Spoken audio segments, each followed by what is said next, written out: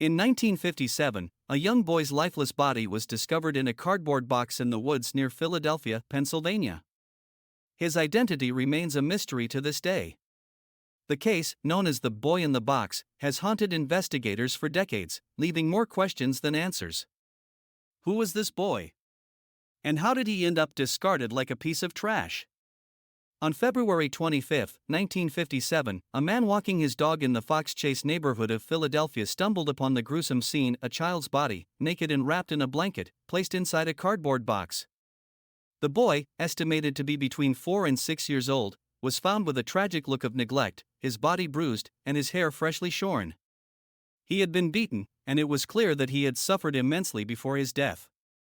The discovery shocked the community. The police quickly began investigating, but the child's identity remained a mystery. No one came forward to claim him, and no one had reported a missing child matching his description. His body was examined by authorities, but despite efforts to identify him, the boy's origins were elusive. A composite sketch of the boy was widely circulated, showing what he might have looked like in life. However, no one recognized him, and no leads came in.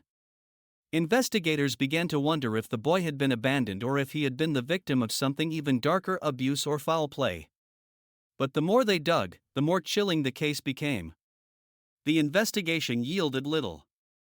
Despite searching through local missing persons reports and asking the public for help, the police couldn't find a single match.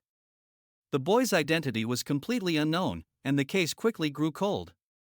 But in 1957, a small piece of new evidence came to light, a clue that would spark new theories in hopes of solving the mystery. In the days following the discovery, the police learned that the boy had been wrapped in a blue plaid blanket, and nearby was a box, which originally contained a child's playpen. The item seemed to suggest that the boy had once belonged to a family, but whose? And why would they discard him in such a brutal manner? Autopsies revealed even more disturbing details. The boy had been severely beaten, and there were signs that he had been starved before his death. His cause of death was ruled as blunt force trauma to the head, and there were also indications that he had been kept in captivity. But who would do this to an innocent child? Theories began to emerge. Some believed that the boy may have been the victim of a cruel, sadistic person. Others speculated that he was the child of a troubled family, or perhaps a foster child, who had been abused and then disposed of. Investigators looked into local foster homes and orphanages, but no connection could be made.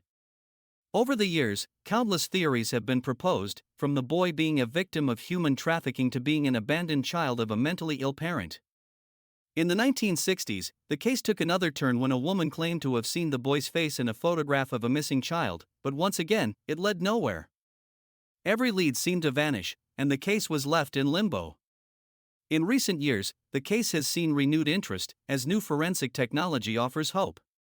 In 1998, DNA was extracted from the boy's remains and sent for testing, but no matches were found in the database. As of today, the DNA remains unmatched.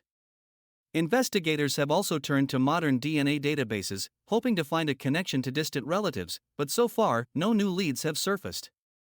Today, the case of the boy in the box remains one of the most mysterious and haunting unsolved cases in the United States. Despite decades of investigations, countless tips, and the use of modern forensic technology, the boy's identity still eludes us. Who was this boy? Was he the victim of a horrific crime, or was he simply abandoned by those who should have cared for him? The answer may never be known, but his tragic story serves as a reminder of the many unknown children who suffer in silence. If you have any information regarding this case, or if you recognize the boy's image, please contact the Philadelphia Police Department. This young child deserves the dignity of knowing his name.